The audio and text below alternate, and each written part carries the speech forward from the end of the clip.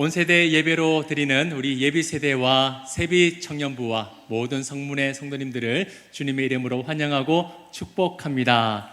사모하는 마음 가운데 하나님의 은혜와 평강이 가득 넘치시기를 축복합니다. 우리 그렇게 서로 축복하는 마음으로 좌우 앞뒤 성도님들 보시면서 주 안에서 사랑합니다, 축복합니다 인사 나누겠습니다.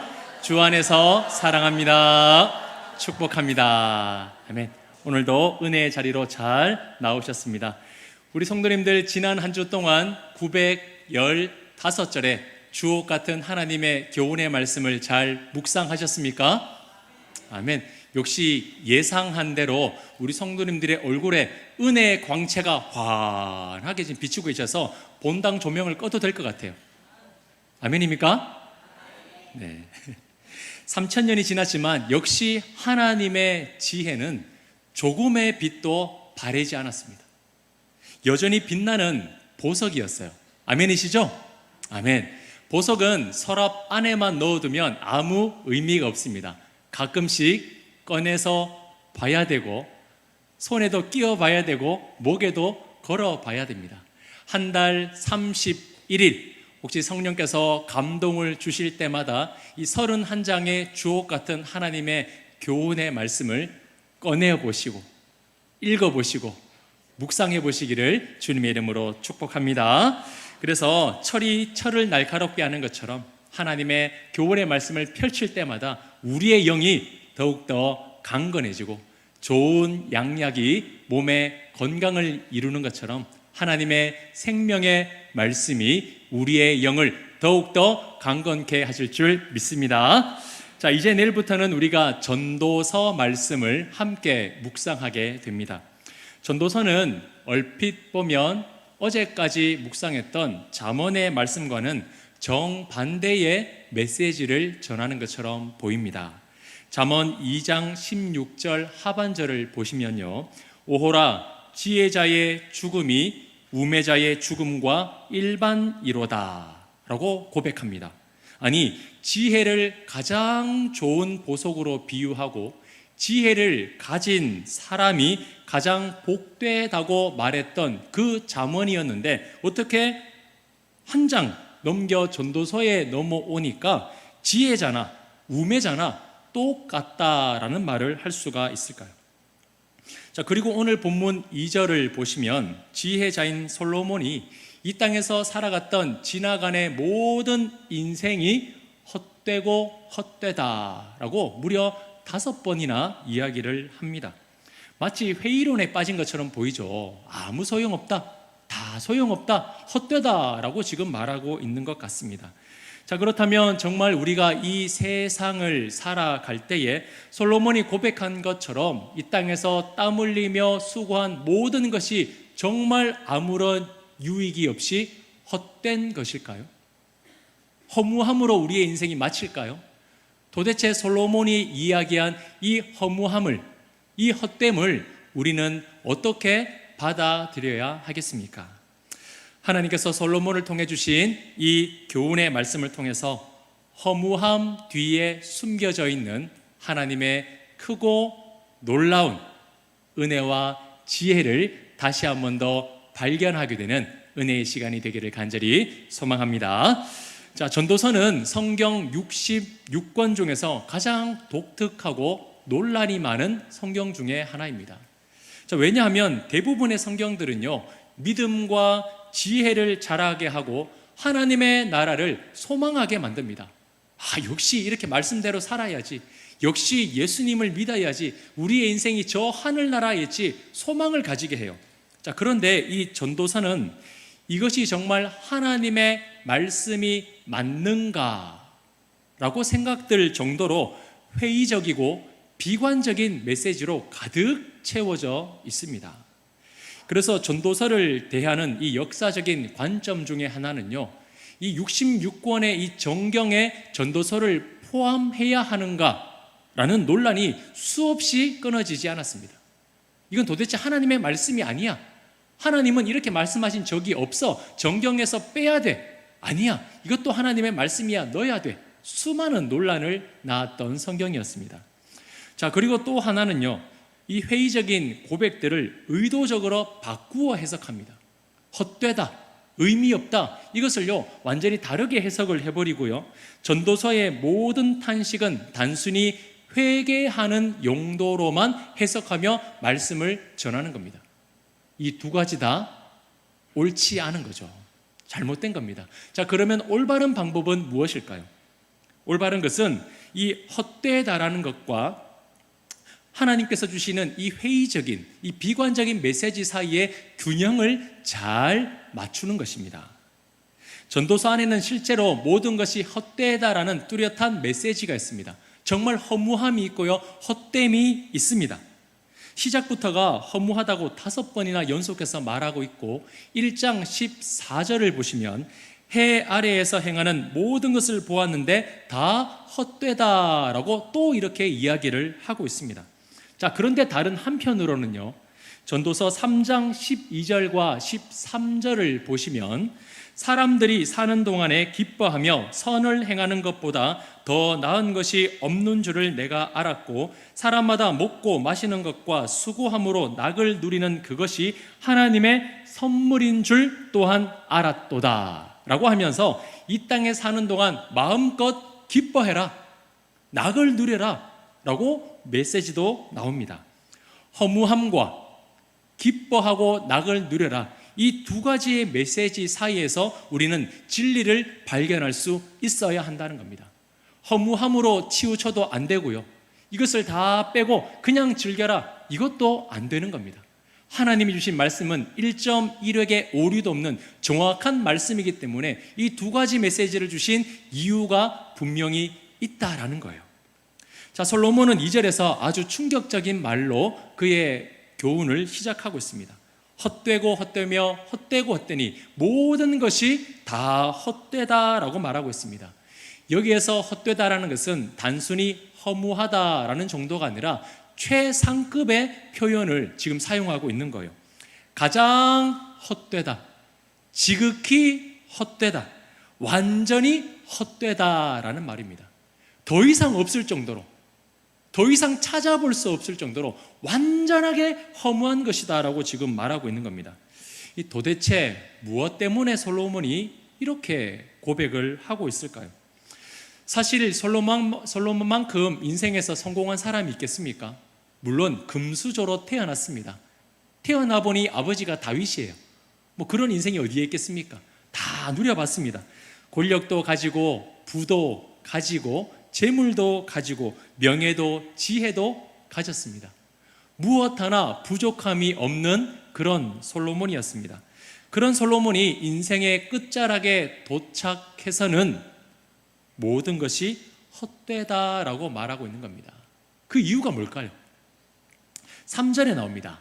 3절을 보시면 해 아래에서 수고하는 모든 수고가 사람에게 무엇이 유익한가?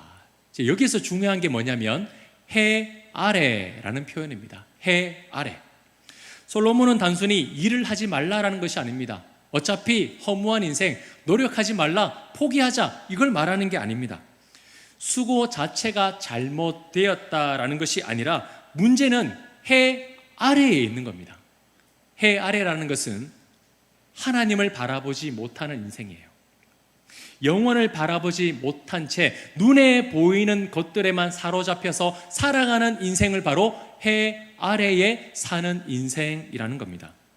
이 해 아래에서 사는 인생은 결국 허무하다라는 거예요. 왜 그럴까요? 결국 죽음이라는 한계를 맞이하기 때문입니다. 아무리 열심히 공부하고, 아무리 좋은 대학을 다니고, 좋은 직장에 취업해서 많은 재산을 모은다 해도 결국 인간의 종착역은 어디입니까? 죽음이라는 벽 앞에 서 있을 수밖에 없기 때문에, 그 죽음이라는 것을 넘지 못하여 이 땅에서 얻은 모든 것을 포기하고 내려놓아야만 하기 때문에 솔로몬은 해 아래의 수고는 헛되다라고 말하고 있는 겁니다.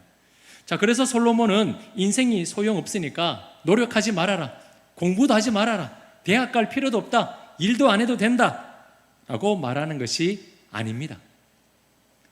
당신의 인생은 무엇을 의지하고 무엇을 바라보고 있습니까? 라는 지금 질문을 던지고 있는 겁니다. 당신이 하는 수고, 당신이 숨을 쉬며 살아가는 오늘의 하루는 과연 누구를 위해 살아가고 있는가? 라는 질문을 우리에게 던지고 있는 거예요. 사람은 많은 것을 가지면 행복하다고 생각을 합니다. 좋은 것을 가지면 더 행복하다고 생각합니다. 그래서 새로운 것을 찾고 많은 것을 누리려고 더 채우려고 합니다. 그런데 막상 그것들을 가지면 어떨까요? 당장은 와, 내가 이것도 있고 저것도 있고 그토록 원하던 이것도 가졌네, 좋아합니다. 그런데 며칠만 지나면요, 또 갈증이 나요. 저것도 가지고 싶은데, 이것도 가지고 싶은데, 이것보다는 좀 더 많으면 좋겠는데, 또 다른 갈증이 찾아옵니다. 왜 그럴까요? 인간은 세상의 것들로 만족하도록 창조되지 않았기 때문입니다. 돈으로 만족하고 권력으로 만족하고 명예로 만족하도록 창조되지 않았다라는 겁니다. 하나님께서 창조하신 에덴 동산은요, 하나님이 보시기에 만족해 하시는, 하나님이 보시기에 좋았더라라고 표현하실 수밖에 없는, 모든 것이 완전한 조화를 이루는 완벽한 곳이었습니다. 조금의 허무함도 없었어요. 인간은 하나님과 교제하고요, 하나님을 만나는 것을 기뻐하고요, 하나님의 임재가 있었고요, 하나님께서 맡겨주신 사명을 감당하는 것을 영광으로 생각하고 기뻐했습니다. 조그만한 허무함이나 헛된 것이 없는 곳, 그것이 바로 에덴 동산이었어요. 자, 그런데 죄가 들어오면서 어떻게 되었습니까? 모든 것이 달라졌습니다. 기쁨이 수고가 되고, 사명이 노동이 되고, 생명은 죽음 아래 놓이게 되었습니다. 모든 것이 다 무너지게 된 거예요. 솔로몬은 영원을 바라보지 못한 채 해 아래에서 사는 인생이 얼마나 허무한지를 그는 뒤늦게서야 깨닫게 되었습니다.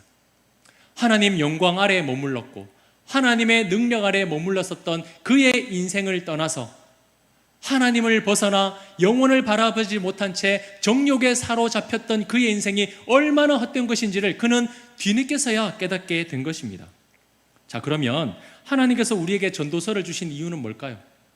자, 이렇게 너희들의 인생이 헛된 거야, 다 소용없으니까 그냥 대충 살아, 이걸 말씀해 주시기 위해서 주셨을까요? 아니죠. 정반대입니다. 우리가 어디를 바라보아야 하는지, 누구를 의지해야 되는지, 오늘 숨쉬며 살아가는 하루가 어떤 삶이 되어야 하는지를 잊어버리지 말고 기억하기 위해서 전도사의 말씀을 우리에게 주셨다라는 겁니다. 전도사는요, 해 아래의 허무함을 보게 합니다. 그런데 복음은요, 해 위에 계시는 전능자를 바라보게 합니다. 이것이 허무함과 복음의 차이래요. 전도서가 인간의 한계를 보여줄 때 복음은 그 한계를 넘어 역사하시는 하나님을 바라보게 합니다. 그래서 우리가 전도서를 묵상하면서 아, 그래, 내 인생이 헛되구나, 내 인생이 아무런 소용없구나, 이것이 아니라 해 아래에 머물고 있는 내 인생이지만 해 위에 계시는 영원하신 예수 그리스도를 바라보는 그런 은혜를 경험하시기를 주님의 이름으로 축복합니다. 우리는 원래 해 아래에서 살도록 창조된 존재가 아니에요. 해 위에 계신, 해를 창조하신 창조주를 하나님을 바라보도록 만들어진 존재죠. 이것을 가장 잘 보여주는 것이 무엇입니까? 웨스트민스터 소요리 문답 1문이 아마 많이 들어보셨을 거예요. 이것을 가장 극적으로 잘 보여주고 있습니다. 제가 1문을 읽어드리면 우리 성도님들이 한번 답을 내주시길 바랍니다. 사람의 제일 되는 목적이 무엇입니까?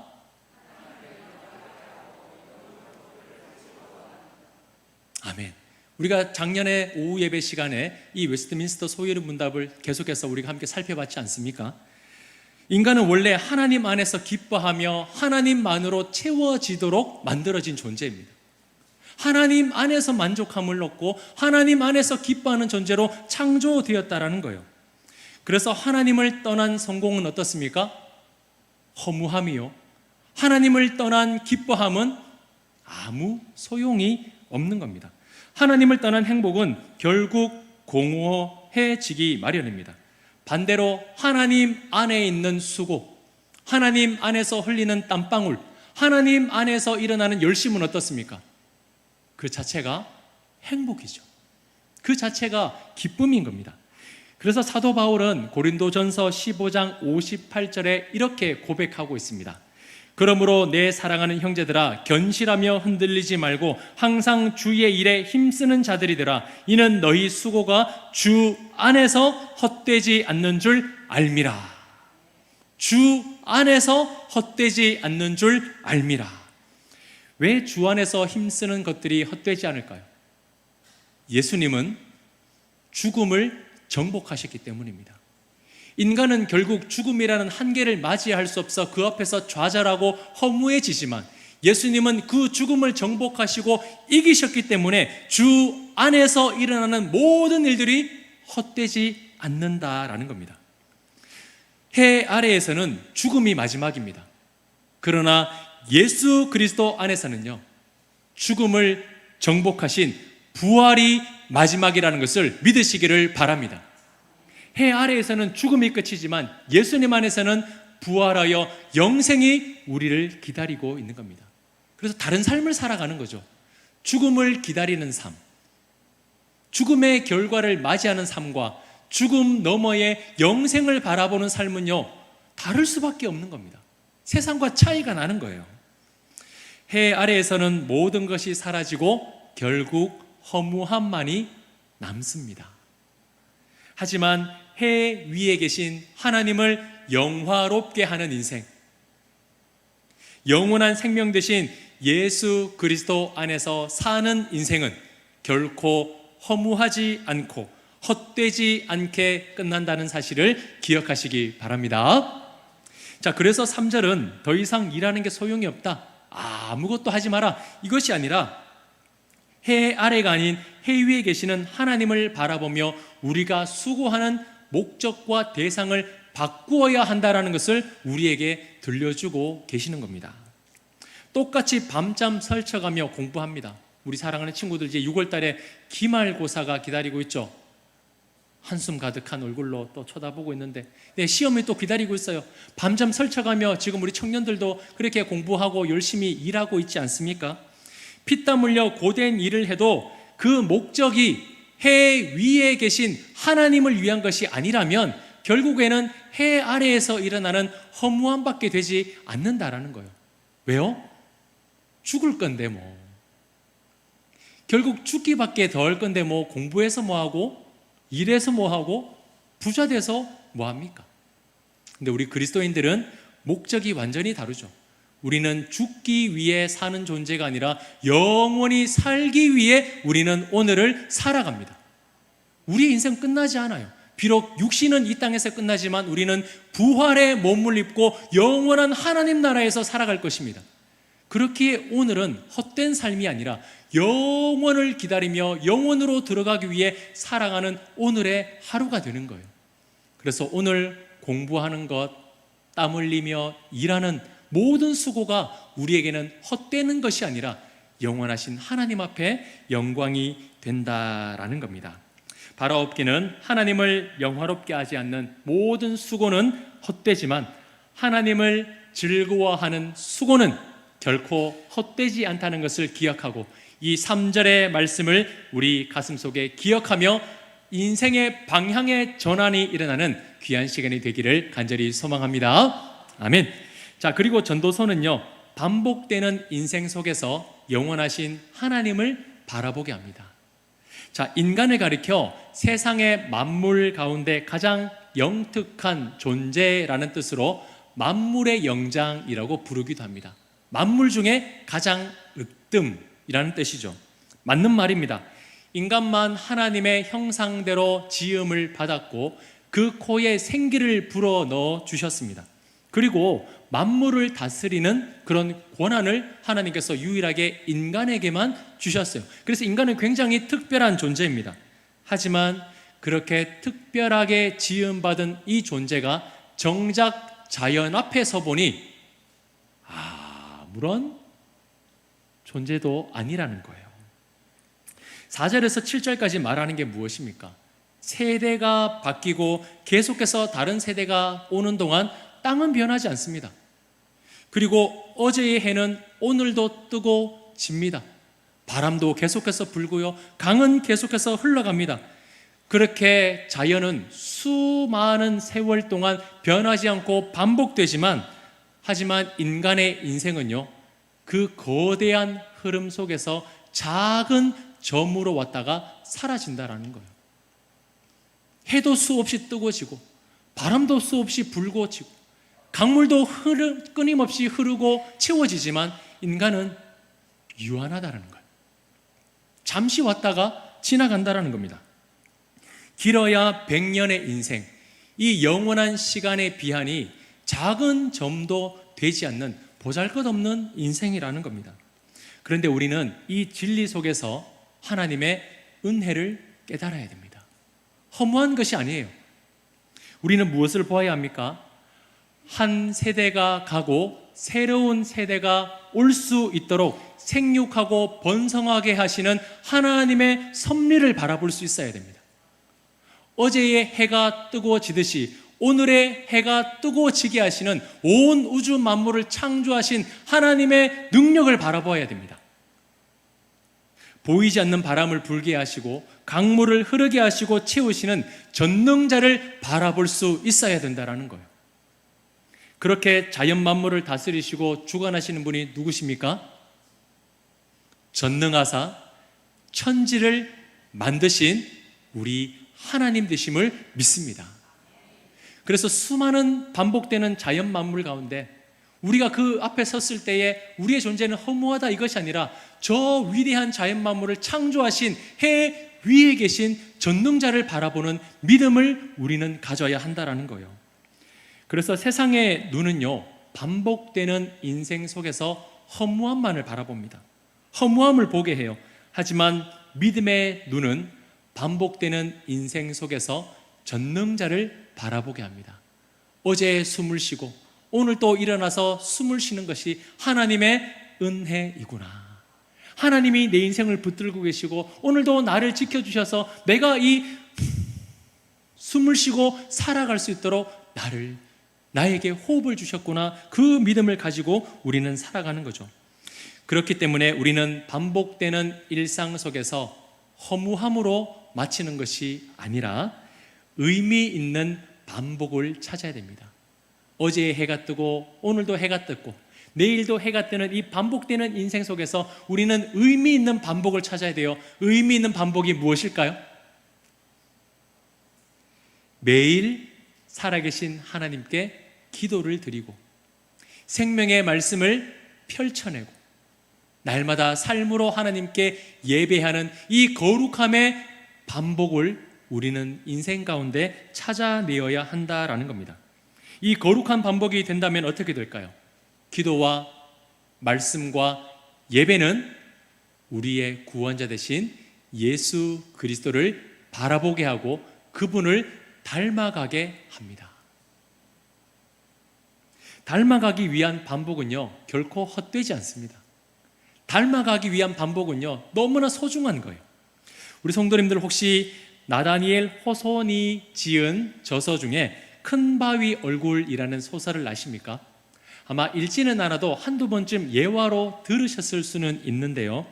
미국에 작은 시골 마을이 있었는데 그 시골 마을 맞은편에는 큰 돌산이 하나 있었는데 그 돌산이 사람의 얼굴을 하고 있는 거예요. 그래서 그 마을에 오랫동안 내려오는 전설이 하나 있었는데 그것이 무엇이냐면 저 큰 바위 얼굴을 닮은 사람이 오면 아주 좋은 일이 일어난다라는 이 마을에 오랫동안 내려오는 전설이 하나 있었습니다. 그래서 이 주인공인 어니스트라는 어린아이가 있었는데 이 어린 시절부터 청년, 장년, 노년에 이르기까지 그 전설이 이루어지기를 간절히 바라는 마음으로 매일매일마다 그 바위산을 바라보았어요. 그 바위의 얼굴을 바라보면서 오늘은 저 바위 얼굴을 닮은 사람이 오려나? 내일은 오려나? 매일매일 빠지지 않고 그 바위의 얼굴을 쳐다보았습니다. 어느 날 마을에 유명한 정치가가 찾아왔어요. 저 사람이 그 바위의 얼굴을 닮은 사람인가? 큰 재력가가 찾아왔습니다. 와, 저 사람이 저 바위의 얼굴을 닮은 사람일까? 어느 날은 유명한 시인이 찾아왔습니다. 저 뛰어난 지혜가가 저 위대한 얼굴을 닮은 사람일까? 사람들은 기대하고 이 어니스트도 기대했습니다. 하지만 얼마의 시간이 지나지 않아 그들 모두가 완전한 사람이 아니라는 것을 깨닫게 되었습니다. 그렇게 허무함의 날들을 보내고 있던 어느 날, 한 시인이 이 어니스트의 설교를 듣기 위해 찾아왔습니다. 그 한 시인이 이 어니스트를 보면서 깜짝 놀라 큰 소리로 이렇게 외쳤습니다. 보십시오, 이 어니스트 씨야말로 저 큰 바위 얼굴을 닮지 않았습니까? 그 말을 들은 마을 사람들이 이 어니스트를 바라보니까 웬일입니까? 정말 그 바위의 얼굴을 닮아 있다라는 거죠. 자, 여러분, 어니스트가 그 바위의 얼굴을 닮을 수 있었던 이유가 무엇일까요? 처음부터 닮은 것은 아니었습니다. 어니스트는 어릴 때부터 저 바위의 얼굴을 한 사람은 얼마나 자비롭고 얼마나 사랑이 많을까, 지혜로울까를 생각하면서 그 얼굴을 닮으려고 애썼습니다. 그래서 사람들을 만날 때마다 사랑으로 대하고 겸손으로 살고 지혜로운 말을 건네기를 수십 년간 반복하고 또 반복했습니다. 그 얼굴을 닮은 사람이 찾아오기를 그는 기대하는 마음으로 그 얼굴을 상상하며 살아내었다라는 거예요. 수십 년 동안. 그 결과 어느덧 그 간절함이 그 얼굴을 닮게 했다라는 겁니다. 비록 소설이지만 참 우리에게 깊은 감동을 주는 책이 아닐까 싶습니다. 사랑함으로 닮기 위해 간절함을 가지면 어느 순간 우리도 그것을 닮아가게 된다라는 것이죠. 의도적으로 흉내낸 것도 아닙니다. 억지로 닮으려고 애쓴 것도 아닙니다. 그저 오랜 시간 동안 바라보고 생각하고 마음에 품다 보니 그 대상을 닮아가는 겁니다. 사랑하는 성도 여러분, 우리도 마찬가지입니다. 오늘 우리는 무엇을 바라보고 무엇을 생각하고 살아가고 있습니까? 오늘의 우리가 보는 그것이 우리의 얼굴과 우리의 성품과 우리의 미래를 결정하게 된다라는 겁니다. 매일의 기도와 말씀과 예배는 세상이 바라볼 때에는 어리석다라고 말할지도 모릅니다. 허무하다고 말할지도 모릅니다. 신이 어디에 있냐라고 우리를 향해 비아냥거릴지도 모릅니다. 그렇지만 하나님은 그 반복되는 거룩한 일상 속에서 우리를 그리스도 형상으로 빚어내고 계시는 줄 믿습니다. 그래서 우리가 드리는 이 매주마다 드리는 예배, 매일마다 드리는 기도, 매일마다 펼쳐내며 읽어가는 이 말씀은 허무함이 아니라 오늘 나에게 찾아오셔서 역사하시는 참된 구원자 되시는 예수님을 닮아가는 거룩한 영적인 성장의 과정이라는 것입니다. 자, 그래서 고린도 후서 3장 18절에 이렇게 말씀하고 있습니다. 우리 화면을 보면서 다 같이 함께 읽겠습니다. 시작. 우리가 다 수건을 벗은 얼굴로 거울을 보는 것 같이 주의 영광을 보매 그와 같은 형상으로 변화하여 영광에서 영광에 이르니 곧 주의 영으로 말미암음이니라. 아멘. 우리는 단 한 번의 기도, 단 한 구절의 말씀, 단 한 번의 예배로 예수님을 닮을 수는 없습니다. 그런 기적 물론 일으켜 주실 수 있지만 그런 기적은 잘 일어나지 않아요. 날마다 주님을 기대하고 날마다 주님을 상상하고 날마다 말씀 앞에 서면서 기도의 자리에 머물 때에 주님의 그 영광을 지속적으로 바라볼 때에 성령께서 역사하심으로 우리 안에 붙어있는 죄악의 덩어리를 깨어주시고 부숴주심으로 말미암아 이 죄악 덩어리를 그리스도의 형상으로 빚어가신다라는 겁니다. 그와 같은 형상으로 잃어버린 그 형상을 반복된 거룩함 속에서 우리 하나님은 조각해 가신다는 것을 기억하시기를 바랍니다. 자연 만물이 반복적으로 그가 해야 할 일을 묵묵하게 하면서 하나님께 영광 올려드리시 오늘 우리가 살아가는 모든 인생의 여정은 허무함이 아니라 하나님께 영광 올려드리며 나의 구원자여 목자 되신 예수 그리스도를 어제보다 오늘 더 닮아가는 그런 복된 인생으로 살아가시기를 주님의 이름으로 축복합니다. 자, 마지막으로 전도서가 두는 세 번째 교훈은요, 허무함으로 끝낼 이 새로움은 주님 안에서 다시 시작된다라는 겁니다. 네, 우리의 인생은요 결국 허무함으로 마칠 수밖에 없습니다. 하지만 이 허무함이 그리스도 안에 있을 때에는 새로운 인생으로 출발된다라는 거예요. 자, 오늘 본문 8절에서 솔로몬은 이렇게 고백합니다. 모든 만물이 피곤하다고 말하고 눈은 보아도 만족함이 없고 귀는 들어도 차지 않는다. 자, 무슨 말일까요? 오늘날 세상은 새로운 것을 찾습니다. 새 차, 새 집, 새 옷, 더 좋은 것을 찾고 찾아다닙니다. 자, 그런데요, 이상한 것이 있어요. 이렇게 새 것을 찾고 또 새 것을 얻고 좋은 것을 만나고 좋은 것을 얻으면 어떻게 해야 되겠습니까? 기뻐하고 행복하고 우리의 삶이요 지치지 않고 살아가야 돼요. 그런데 이상한 것은 지쳐 있어요. 더 좋은 것을 먹는데 사람은 지쳐 있고요. 더 좋은 것을 가지고 있는데 사람들은 지쳐 있고요. 더 좋은 것을 누리고 있는데 사람들은 지쳐 있습니다. 주일에 교회에 오면 지난 한 주 동안 소고기도 먹고 맛있는 것도 많이 먹고 좋은 옷도 걸치고 좋은 차를 타고 가면서 좋은 여행 했지 않겠습니까? 그러면 주일날 교회에 오면 막 기운이 넘치고 표정은 밝고 힘이 넘쳐가지고 하나님 앞에 예배드려야 되는데 대부분의 사람들이 어떻게 하냐? 지쳐서 옵니다. 왜일까요? 세상에서는 만족함을 얻을 수 없기 때문이에요. 해 아래에 있는 것들은 우리 안에 있는 것을 채울 수가 없기 때문이에요. 그래서 채우려고 해도 더 갈증이 나는 거예요. 그래서 주일날 오는 우리 성도들의 모습이 대부분 나쁜 말로 표현하는 게 아니라 영적인 갈증으로 지쳐서 오는 거예요. 그 지쳐함으로 왔던 이 육신의 덩어리가 어떻게 됩니까? 생명의 말씀을 듣고 하나님의 은혜를 공급받아 다시 살아나 세상 속으로 나가는 거죠. 우리의 삶이 월요일이 아니라 주일인 것이 바로 이런 의미입니다. 살아가며 다 쏟아내고 갈증했던 이 지쳐있는 몸이 주님 주시는 생명수를 공급받고 살아나 다시 세상 속으로 나가는 것이 바로 주일입니다. 자, 이어서 이 9절에서 솔로몬은 더 충격적인 고백을 하는데요. 이미 있던 것이 후에 다시 있겠고 이미 한 일을 후에 다시 할지라 해 아래에는 새 것이 없나니. 수많은 세월이 흐르고 세상은 변하지만 인간은 변하지 않는다라는 거예요. 그대로라는 겁니다. 솔로몬이 바라본 해 아래에는요 달라질 게 없고 그냥 그렇게 살다가 사라져가는 헛된 인생뿐이다라는 겁니다. 허무함 그 자체예요. 그런데 성경은 놀라운 선언을 하고 있습니다.